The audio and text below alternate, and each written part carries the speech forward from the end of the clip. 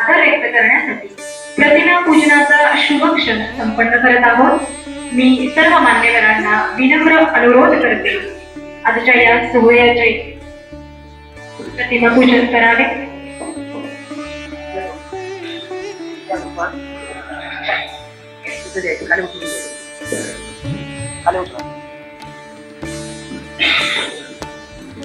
ज्यांच्या कर्तृत्वाने संपूर्ण महाराष्ट्र भारावून गेला होता आणि ज्यांनी या उदरगड तालुक्याचे कोल्हापूर जिल्ह्याचे भाग्य उजाळले, आपणा सर्वांचे मौनी विद्यापीठाची स्थापना करून ज्यांनी आमच्या संपूर्ण जीवनाचे प्रकाश आणला ते काकाजी यांच्या प्रतिमेचे पूजन सर्व मान्यवरांच्या हस्ते होत आहे. यासाठी आजच्या कार्यक्रमाचे प्रमुख पाहुणे माननीय इंद्रजित देशमुख साहेब, मौनी विद्यापीठाचे चेअरमन माननीय मधुकर अप्पा देसाई,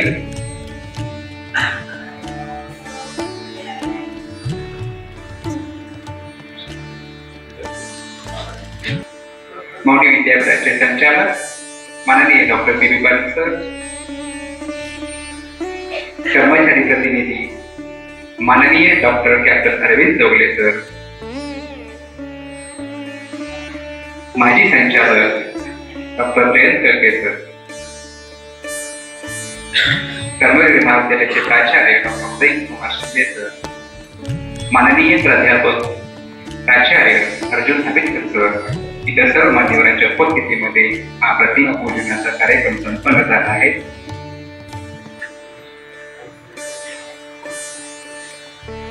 यानंतर श्री मौनी विद्यापीठाचे कर्मचारी प्रतिनिधी माननीय डॉक्टर कॅप्टन अरविंद जोगले सरांना मी विनंती करतो की त्यांनी सर्वच मान्यवरांचे स्वागत पुष्प देऊन करावे.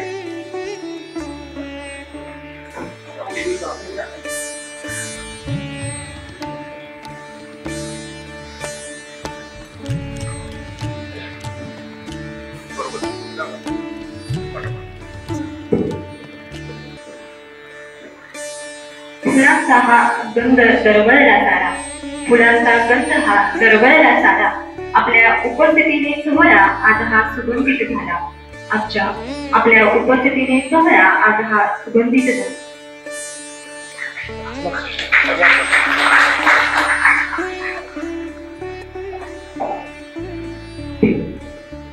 विद्वत्तेचा सन्मान ही आपली संस्कृती आहे आणि आज या मंचावर एक असे व्यक्तिमत्व उपस्थित आहे जे केवळ प्रशासनातच नव्हे तर अध्यात्म आणि संतवाणीतही तितकेच पारंगत आहे. आपल्या विचारांनी, अनुभवांनी आणि अमृतवाणीने समाजात प्रेरणा निर्माण करणारे आदरणीय हबब इंद्रजित देशमुख साहेब, माजी सरकारी अधिकारी, पण अधिक महत्वाचे म्हणजे एक तत्वज्ञानी मार्गदर्शक. आजच्या सोहळ्याला आपल्या या सन्माननीय प्रमुख पाहुण्यांची उपस्थिती लाभणे हेच या सोहळ्याचे वैभव वाढवणारे आहे. मी सादर विनंती करते श्री मौनी विद्यापीठाचे चेअरमन श्री मधुकर देसाई आप्पा यांना की त्यांनी आपले प्रमुख पाहुणे, आपले प्रमुख वक्ते हबब इंद्रजित देशमुख साहेब काकाजी यांचा शाल, श्रीफळ आणि सन्मानचिन्ह देऊन सन्मान करावा.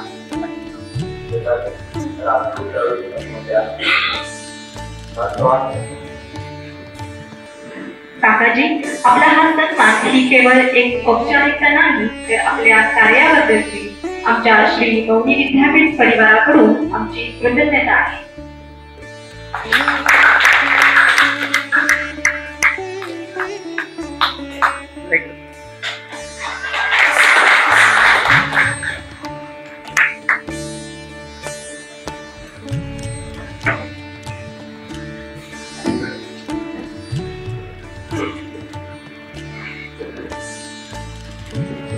मान्यवरांचे मनपूर्वक आभार.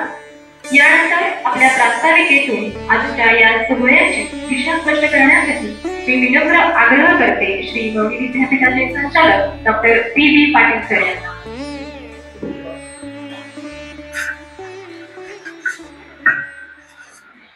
व्यासपीठावरील आजचे प्रमुख वक्ते माननीय हबप इंद्रजित देशमुख साहेब, मौनी विद्यापीठाचे चेअरमन माननीय मधु अप्पा देसाई, माजी संचालक कळके सर, कर्मचारी प्रतिनिधी, आमचे ग्रामसेवक ट्रेनिंग सेंटरचे प्राचार्य माननीय अर्जुनराव आबिटकर सर आणि आपल्या सर्वांचं मनपूर्वक स्वागत करतो. आणि आज आपण या कार्यक्रमाला सर्वांनी अगदी आवर्जून उपस्थित राहिला.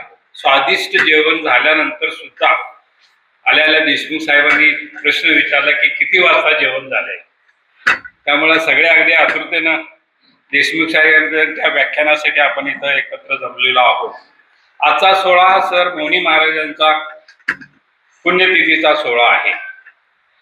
मौनी महाराज म्हणजे शिवाजी महाराजांचे आद्य गुरु. शिवाजी महाराजांचा 6 जून 1674 ज्या वेळेला राज्याभिषेक झाला, राज्याभिषेक झाल्यानंतर राजे छत्रपती झाले आणि त्यांना वाटू लागलं की आपल्या राज्याच्या कक्षा रुंदावल्या पाहिजेत. त्यावेळेला फक्त सह्याद्रीपासून पूर्वेकडे 200 किलोमीटर आणि पश्चिमेकडे 150 किलोमीटर एवढंच राज्य होतं. त्यानंतर त्यांनी दिग्विजय स्वारी, कर्नाटकची स्वारी करायचं ठरवलं आणि पहिल्यांदा ते ज्या वेळेला निघाले त्यावेळेला अष्टप्रधान मंडळातले दत्तोजी पंत वाखनीस हे दैनंदिनी नोंदणी ठेवायचे, पत्रव्यवहाराचा कारभार ते बघायचे. आणि ज्या वेळेला आपलं आराध्य दैवत निघालं त्यावेळेला त्यांनी कुठं कुठं काय गुरु आहेत किंवा कुठल्या कुठल्या स्थळांना भेटी दिल्या पाहिजेत याची नोंद महाराजांना सांगितली. आणि पहिल्यांदा रत्नागिरी जिल्ह्यातील मंडणगड तालुक्यातील केळसू या गावी बाबा याकूत यांचं महाराजांनी पहिल्यांदा दर्शन घेतलं आणि आशीर्वाद घेतला. त्यानंतर बाबा याकूत यांनी त्यांना छत्रपती शिवाजी महाराजांना सांगितलं की मौनी महाराज पाटगावचे यांचं पण जाता जाता दर्शन घेऊन जावा. देन 1674 मध्ये दसऱ्यानंतर महाराज मौनी महाराजांच्या दर्शनासाठी आले. सोबत मोरोपंत पिंगळे होते, दत्तोजी पंत वाकनीस होते. मोरोजी पंत पिंगळेच्या हातामध्ये चाफ्याचा फुलाचा हार होता, फुलं होती आणि वरकड वगैरे बाकीचं पूजेचं साहित्य होतं. दत्तोजी पंत महाराज ज्या वेळेला समोर उभा राहिले मौनी महाराजांच्या समोर, मौनी बुवांच्या समोर, त्यावेळेला त्यांना बराच वेळ वेटिंग करावं लागलं. त्यानंतर मौनी महाराजांच्या लक्षात आल्यानंतर त्यांनी मोरोपंताकडचा हार घेतला आणि शिवाजी महाराजांच्या डोक्यावर ठेवला. त्यावेळेला साहेबांना हा शुभ संकेत मिळाला महाराजांना की दक्षिण दिग्विजय स्वारी आपण यशस्वी होऊ. आणि आशीर्वाद घेऊन ते यशस्वी झाले. आणि परत ज्या वेळेला ते महाराजांचं दर्शन घ्यायला परत आले त्यावेळेला महाराजांनी समाधी घेतलेली होती. त्यांनी त्या मंदिराचा पायाभरणी छत्रपती शिवाजी महाराजांनी केला.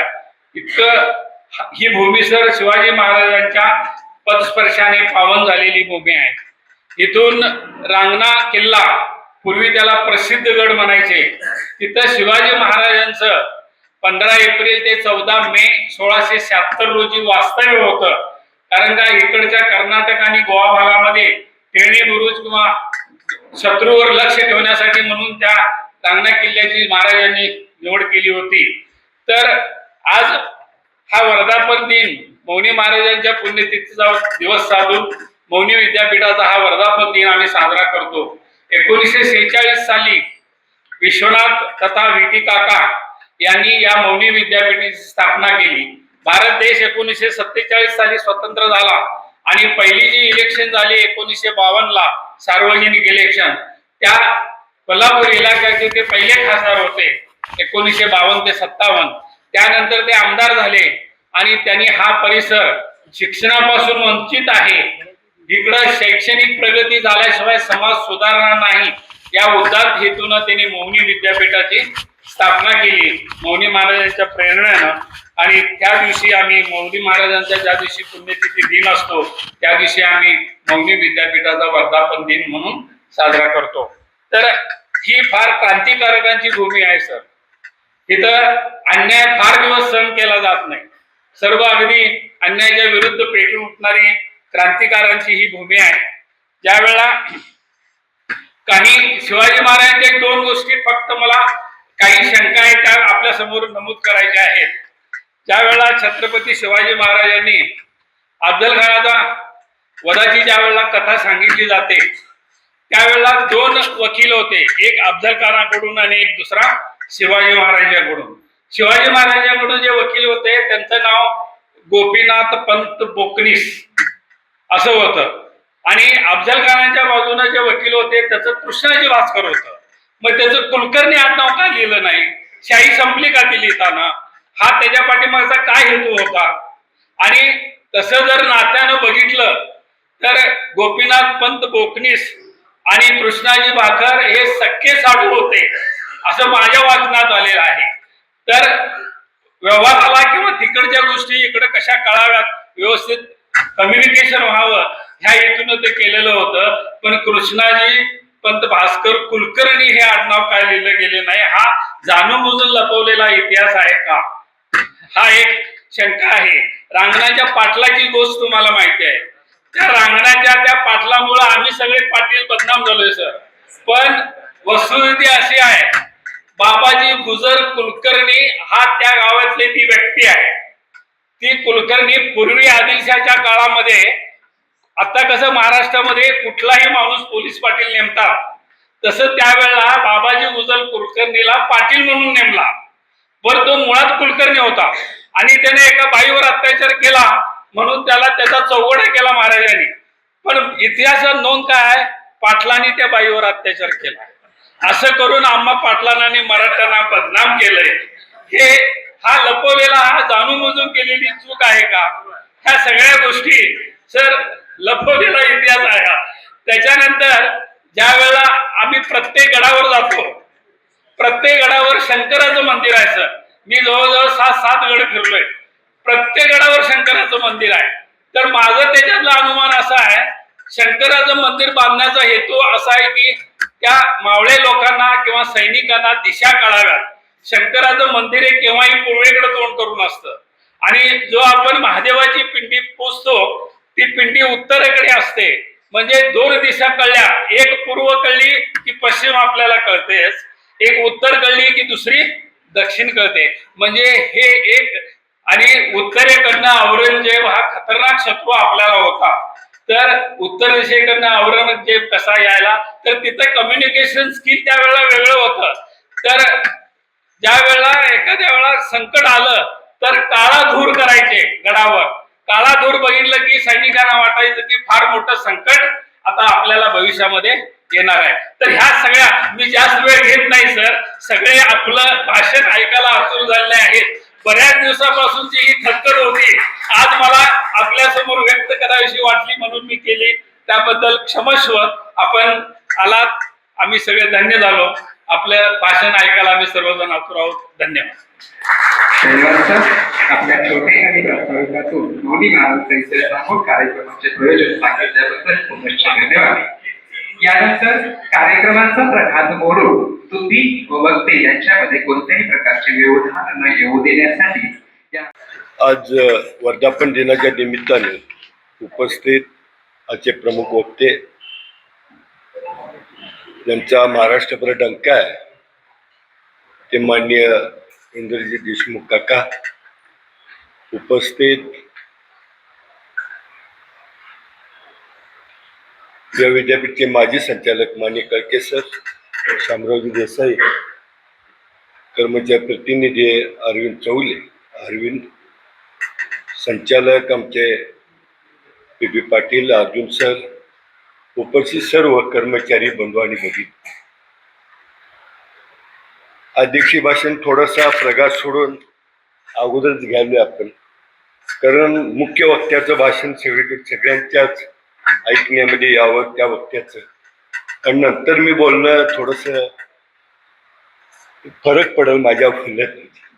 आणि खरोखर की जे वक्ते लाभलेले आपल्याला आहेत की करू त्यांच्याविषयी बोलणं मी सांगण्यापेक्षा प्रत्येकाला त्यांची ओळख आहे की संधी अधिकारी असताना केवळ वरचं पद घ्यायचं होतं.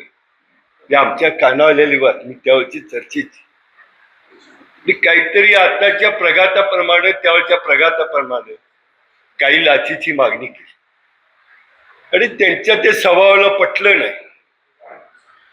पण ती संधी नोकरी, राजासारखी नोकरी सूट लाथ मारून जो बाणेदारपणाने जो अधिकारी बाहेर पडला त्याचं नाव इंद्रजित देशमुख. ज्या पदावर जायला सबंध महाराष्ट्रातली देशातली तरुणाई धडपडते, वाडवडी धडपडतात, ते केवळ स्वाभिमानाला पटलं नाही आणि सोडून येणं. आणि खरोखर ती एक प्रतिमा तुमची. आम्ही जिल्हा परिषद सदस्य असताना, पंचायत सदस्य असताना तुमच्या कामाचा धडाका बघितला आम्ही. आणि ज्या वेळेला जे काम घेऊन जायला की पटवून आपलं समजून जे कामाची तुमची काम करायची पद्धत होती ती खरोखर वाखाणण्यासाठी. आणि एक चांगला अधिकारी आपण महाराष्ट्रामध्ये गमावला. आणि करत असताना सर तुम्ही तुमच्याविषयी फार मी बोलण्यापेक्षा मला जे भावलं ते मी सांगतो. आणि पण ज्या कार्यक्रमासाठी तुम्ही विद्यापीठामध्ये आला, आज वर्धापन दिनाचा योग्य मुहूर्त आम्ही साधलेला आणि त्या दिवशी तुम्ही आला की खरोखर महाराष्ट्रामध्ये शैक्षणिक परिवर्तन, समाजाचं परिवर्तन होत असताना शिक्षणाला प्राधान्य देणारी जी काही मंडळी मोजकी देशामध्ये होती त्यामध्ये डॉक्टर जे.पी. नाईक साहेबांचं नाव होतं. आणि देशामध्ये 10 अभिमत विद्यापीठ त्यावेळेला 42-52ला उभा केली, त्यापैकी हे आमचं विद्यापीठ होतं. आणि खरोखर त्यावेळेला ती ग्रामीण भागात विद्यापीठ उभा करत असताना जी कल्पना गुण निघत असतात ती कल्पना बरेच वर्षी गेली 70-1 वर्ष आम्ही राबवत आहोत. ही आमची या ठिकाणी मला वाटते 2री-3री पिढी या ठिकाणी आहे. आणि खरोखर आम्ही धन्यवाद आहोत की ज्या संकल्पनेतनं नाईक साहेबांनी विद्यापीठ उभा केलं, विटी पाटलांनी उभा केली, ती संकल्पना घेऊन तुम्ही आम्ही निघालेलो आहोत. महाराष्ट्रामध्ये किंबहुना कर्मवीर अण्णांचं सुद्धा नाव घेतलं जातं. महाराष्ट्रामध्ये परिवर्तन करायचं मोठ्या प्रमाणात काम कर्मवीर अण्णांनी केलं, त्याच पद्धतीने इथं काम नाईक साहेबांनी केलं. आणि खरोखर आज जो कार्यक्रम घेत असताना मनाला समाधान वाटलं की आमच्या परिवारातले सगळे सदस्य हे आत्ताचे कर्मचारी आमचे आहेतच, पण माजी कर्मचारी सुद्धा या ठिकाणी आवर्जून उपस्थित आहेत. या निमित्तानं त्यांचा भेटीचा प्रसंग सुद्धा आम्हाला घडतो. आणि चालू कर्मचाऱ्यांनी सुद्धा आता जे कर्मचारी काम करतात त्यांनी सुद्धा समजून चालावं की तुम्ही आम्ही काम व्यवस्थित करतो काही नाही बघायसाठी सुद्धा ते आले असतील. की आम्ही जे आमच्या संकल्पनेचं विद्यापीठ होतं, आमच्या मार्गातलं जे विद्यापीठ होतं, आमच्या म्हणण्याप्रमाणे विद्यापीठ होतं, ते खरोखर त्या पद्धतीत चाललंय काही नाही हे बघायलासाठी सुद्धा मंडळ आहे. तुम्हाला शुभेच्छा द्यायसाठी मंडळ आहे. आणि खरोखर तुम्हाला बघून सगळ्याकडं की आम्हालाही धन्य वाटलं, समाधान वाटलं. एवढंच त्या निमित्तानं बोलतो आणि आपली रजा घेतो. जय हिंद, जय महाराष्ट्र. धन्यवाद. यानंतर आजच्या कार्यक्रमाच्या प्रमुख वक्त्यांची हबप इंद्रजित देशमुख साहेब काकाजी, जे आपल्या संतवाणीने आपल्या मनाला समृद्ध करत आले आहेत, त्यांची अधिकृत ओळख करून देण्यासाठी मी श्री आनंद चव्हाण सर यांना विनम्र अनुरोध करते की त्यांनी आपल्या प्रमुख वक्त्यांचा परिचय करून द्यावा.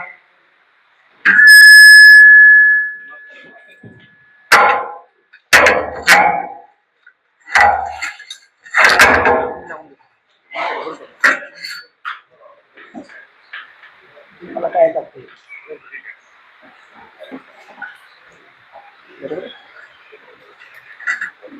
आदरणीय व्यासपीठ आणि व्यासपीठावरील मान्यवर इंद्रजित देशमुख, नाम ही काफी आहे. बरोबर आहे ना? नाम ही काफी आहे. विल्यम शेक्सपियर म्हणायचे नावात काय आहे, नावात काय आहे असं म्हणायचे. पण मित्र म्हणतोय नावात खूप काय आहे. इंद्रजित देशमुख हा 8.5 अक्षरी शब्द, ह्या शब्दात काही नाही सांगा. सुंदर व्यक्तिमत्वाप्रमाणेच नावात गोंडस देखणे पण आहे. खळाळणारा रुबाबदार निश्चितच पण आहे. आणि दोन्ही शब्दात म्हणजे इंद्रजित आणि देशमुख ह्या दोन्ही शब्दात एक खानदानी सौंदर्य लपलेलं आहे. लक्षात घ्या. देशमुख साहेब काय नाहीत. मला प्रश्न विचारायचा आहे, देशमुख साहेब काय नाहीत. आपल्या गोड अमृतवाणीतून प्रबोधनाद्वारे समाजात सदपरिवर्तन घडवणारे महाराष्ट्रातील एक नामवंत विचारवंत आहेत. हजारो नव्हे हजारो नव्हे तर लाखो युवकांच्या आयुष्यात चैतन्य फुलवणारा ज्ञानाचा, ऊर्जेचा, प्रेरणाचा एक अखंड स्रोत आहे. वाचनाचा प्रचंड असा व्यासंग आहे. अध्यात्माचा सखोल असा अभ्यास आहे आणि त्यातून केलेले चिंतन आणि मनन समाजातील सर्व स्तरांवर पोचावे, सर्वांनी आचार विचारांनी समृद्ध व्हावे यासाठी प्रबोधनाच्या वाटेवरचा आणि उभ्या महाराष्ट्राला वेळ लावणारा हा महाराष्ट्रातला प्रसिद्ध असा वक्ता आहे. अवघाची संसारा सुखाचा करीन, अवघाची संसार सुखाचा करीन, आनंदे भरीन तिन्ही लोकी. या ज्ञानेश्वर माऊलींच्या मानवतावादी ध्येयाने प्रेरित होऊन आनंदाचे आवारू मांडू जगा या सन्मार्गावरून प्रत्येकाने मार्गस्थ व्हावे यासाठी उभे आयुष्य वेचणारा हा थोर समाजसेवक आहे. प्रशासनातील सेवेत असताना पंचायत समितीचा गटविकास अधिकारी, जिल्हा परिषदेचे अतिरिक्त मुख्य कार्यकारी अधिकारी, त्यानंतर उपायुक्त, ही सगळी क्लास 1 सुपर क्लास 1 पदावर असताना सुद्धा त्या पदाचा कोणताही डौल न मानता अत्यंत स्वाभिमानानं काम करणारा आणि अत्यंत स्वाभिमानानं सेवा करणारा, पटलं नाही तर बाणेदारपणानं नोकरी सोडून देणारा एक सनदी अधिकारी आहे. आध्यात्मिक साधक आहे, संत साहित्याचा गाढा अभ्यासक आहे, वारकरी संप्रदायाचा आचरण करताय, कृतीशील समाजसेवक आहे, मराठी साहित्य सृष्टीची सेवा करणारा सारस्वताचा पुत्र म्हणजे एक व्यासंगी साहित्यिक आहे. अशा ह्या पहाडासारख्या माणसाला, माझ्यासारख्या माणसाची ओळख करून देणं, माझ्यासारख्या माणसानं ओळख करून देणं खरंच खूप कठीण आणि तितकंच अवघड असतं काम. तरीही एक असं मोठं ओझं काम माझ्यावर लादलंय.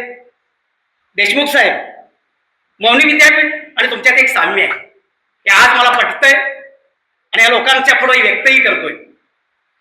या मौनी विद्यापीठाची स्थापना केली. ज्या मौनी विद्यापीठानं स्थापना केल्यानंतर आपण महात्मा फुले सदनमध्ये ज्या वास्तूमध्ये आपण बसलेलो आहोत, ही वास्तू ज्या माणसानं बांधली ते डॉक्टर व्ही.टी. पाटील, तेही शिगाव तालुका, वाळवा तालुक्यातले, सांगली जिल्ह्यातले. मला आनंद होतोय की इंद्रजित देशमुख साहेब तेही सांगली जिल्ह्यातले, माहुली गावचे, तालुका खानापूर गावचे, दोन्ही सांगली जिल्ह्यातली माणसं आहेत. देशमुख साहेब आणि दुसरं साम्य तुम्हाला सांगतोय, व्ही.टी. पाटील साहेबांना म्हटलं जायचं, लाडानं म्हटलं जायचं, त्यांचं लाडकं नाव होतं काकाजी. आणि इंद्रजित देशमुख साहेबांचं पूर्ण सगळा साधक वर्ग काय कुठल्या नावानं ओळखतो, तोही काकाजी नावानं ओळखतो. बरोबर आहे ना देशमुख साहेब? बरोबर आहे ना? तुम्हाला सगळा उभा महाराष्ट्र काकाजी म्हणतोय. आमचे लाडके काकाजींची प्रतिमा पूजन झालंय आणि लाडका काकाजी आमचा व्यासपीठावर आहे. किती सहयोग चांगला जुळून आलाय बघा. आणि या वर्धापन दिनाच्या निमित्तानं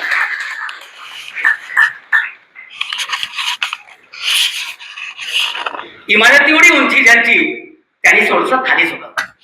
इमारती एवढी उंची ज्यांची त्यांनी थोडस खाली झुकावं. मातीत ज्यांचे पाय मळले, मातीत ज्यांचे पाय मळले त्यांना थोडस उचलून घ्यावं, त्यांना थोडस उचलून घ्यावं. असं उचलून घेणारा माणूस, सर्वसामान्य उपेक्षित लोकांना खांद्यावर घेणारा कोण असेल तो इंद्रजित देशमुख साहेब. खरं जिल्हा सातारा, तालुका कराड, गाव घारेवाडी, तिथं मात्र कधी तर जाऊन या. आपण पर्यटनाला जातो, बरेचसे त्या ठिकाणी जातो खास अभ्यास करण्यासाठी. जावा देशमुख साहेबांच्या पुढे साक्षात म्हणजे साक्षी होऊन बोलतोय त्या घारेवाडीमध्ये कधी जावा. काय शिकवलं जाते तिथे? तरुणांच्या मध्ये सळसळचा उत्साह आहे, तरुणांना दिली जाणारी तिथं प्रेरणा आहे, तिथं शिकवलं जातोय राष्ट्राभिमान, तिथं शिकवले जातात. संपूर्ण भारतात तयार होणारी मुलं, तरुण तिथं तयार केले जातात. त्या शिवम प्रतिष्ठानचे प्रमुख आणि जनक आहेत ते इंद्रजित देशमुख साहेब. आणि मला वाटतं शिवम परिवार सुद्धा इथं मोठ्या प्रमाणात उपस्थित आहे. त्यांच्यासाठी आणि तुम्हाला सर्वांसाठी सांगतोय, शिवम परिवार अतिशय नेटानं अतिशय चांगलं काम तिथं करतायत. खरं म्हणजे त्यांची ओळख जी होणार आहे ती त्यांच्या वाणीतूनच व्हावी अशी माझी इच्छा आहे. त्यामुळे मी वेळ फारसा घेणार नाही, कारण त्यांच्या विचारातून होणारच आहे. त्यांच्या मुखातून बाहेर पडणारी अमृतवाणी ती तुम्ही शांत चित्ताने श्रवण करावी असं मी तुम्हाला मनापासूनच आवाहन करतोय.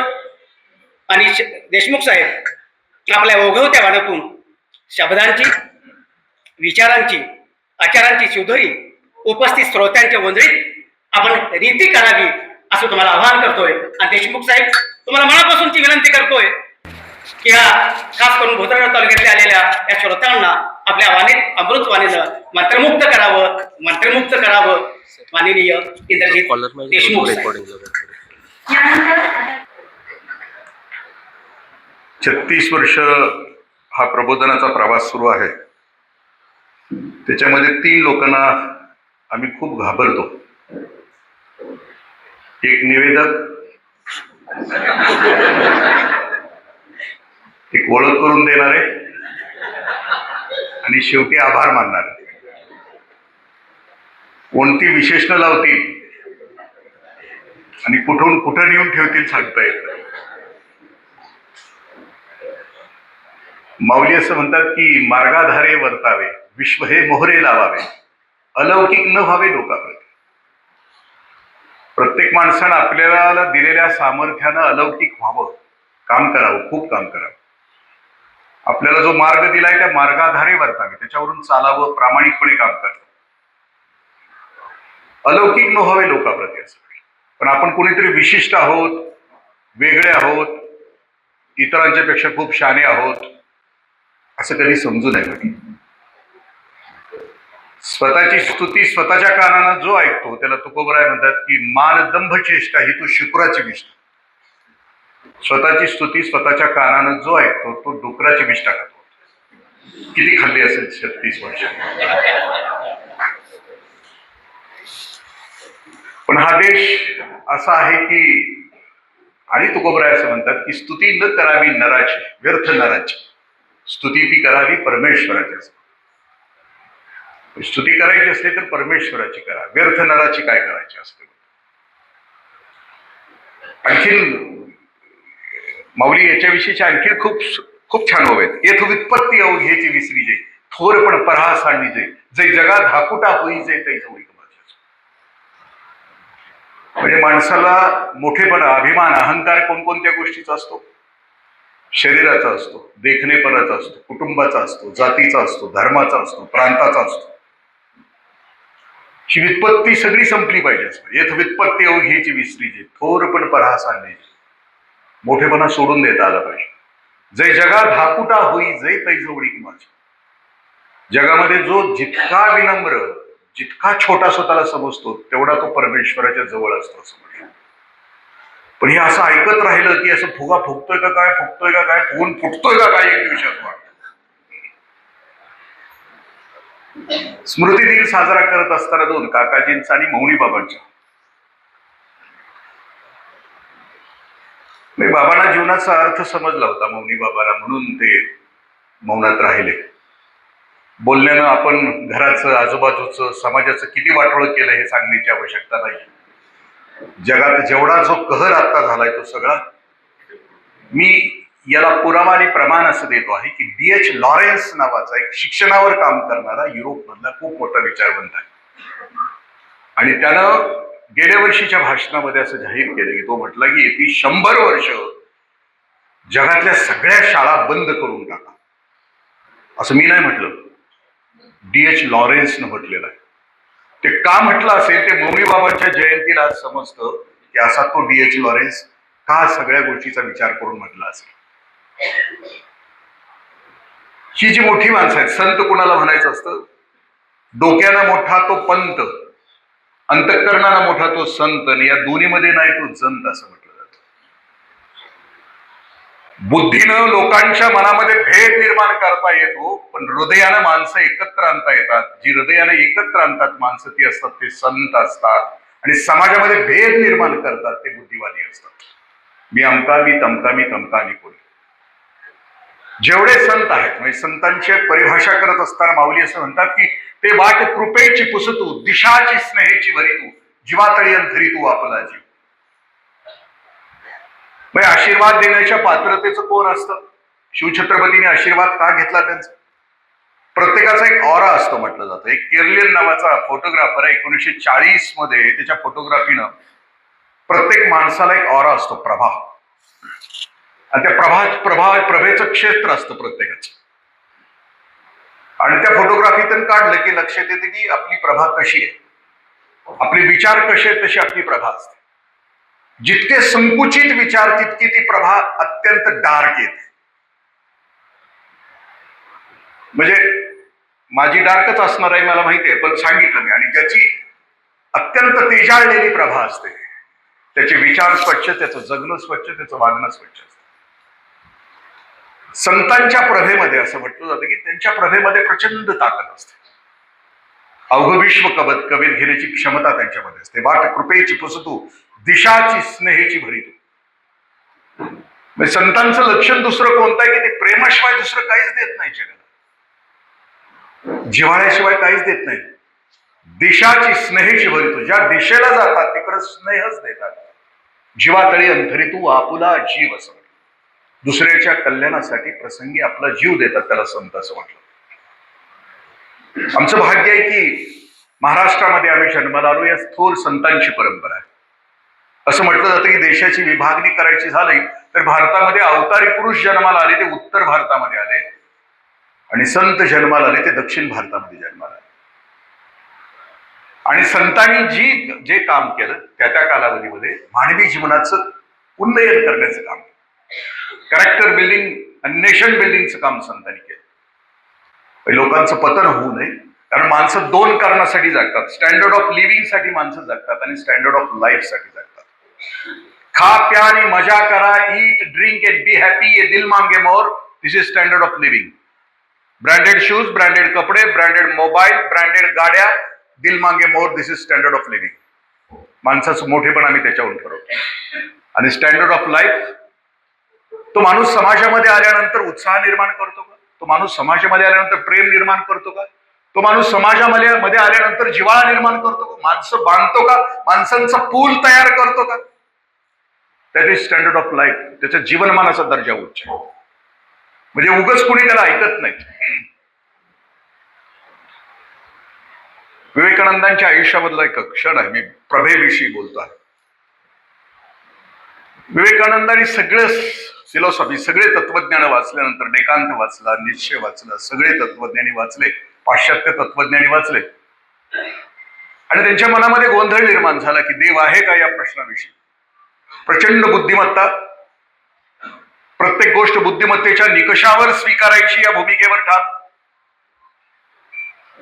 मगाशी दंबाजी केलेली आहे मोबाईलच्या विषयी, तरीही मोबाईल अजून कोणाची माना खाली आहे. त्यांनी विनम्रतेनं त्यांना विनंती आहे, माना ताट करा, थोडा अर्धा पाऊण तासासाठी करा.